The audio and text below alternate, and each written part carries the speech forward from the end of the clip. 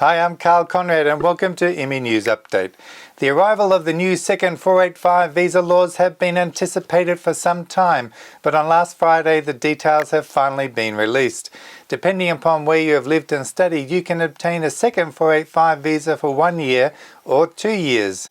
It does not apply to those who hold graduate visa stream 18-month 485 visa.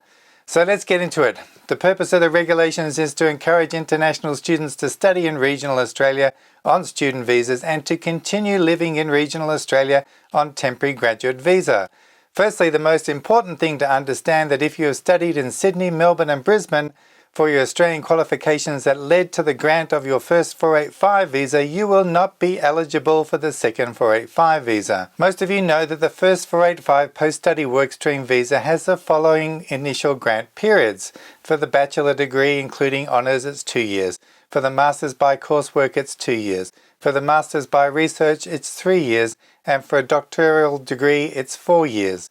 The Immigration Department has created 3 new area categories to explain whether you are eligible. If you're eligible, these categories explain how long your second 485 visa will be.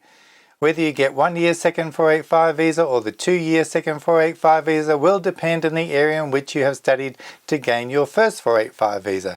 In addition, it will depend on if you have remained to live in these areas. Now, the immigration category 1 has major cities comprising of Sydney, Melbourne and Brisbane.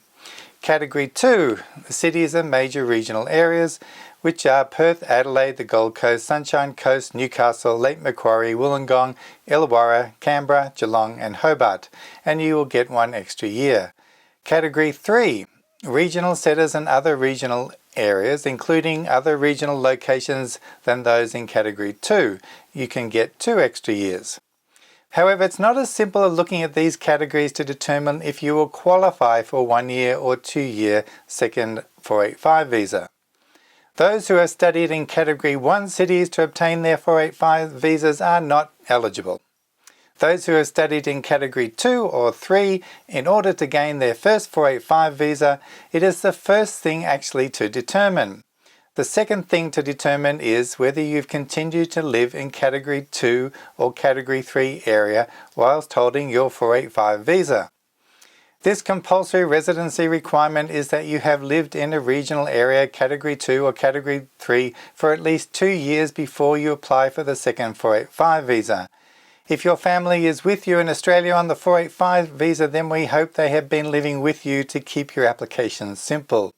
Depending on where you've lived in these 2 years also determines if you can gain 1 year or a second year on your second 485 visa. And just when you thought it couldn't get more complicated, it does. A new visa condition will be attached to this new second 485 visa. It is called Condition 8610. For those of you who studied in Category 2 areas, you can get the 1 year second 485 visa, and the condition requires the holder to continue living in Category 2 or 3 areas. For those of you who studied in Category 3 areas, you may get this 2 year second 485 visa, but you must only live in Category 3 areas. We will also need to make a video about this new condition for the Immigration Department's finds that you have breached it. They can cancel your visa. So thanks so much for supporting our channel by your subscriptions. Reach out to us and book an appointment for a direct consultation if you need help. Follow us on Facebook to obtain the latest updates and link to our latest news. And for the really interesting in-depth articles, check out our blog at australiavisa.com. As always, take care out there and I will see you next time. So bye for now.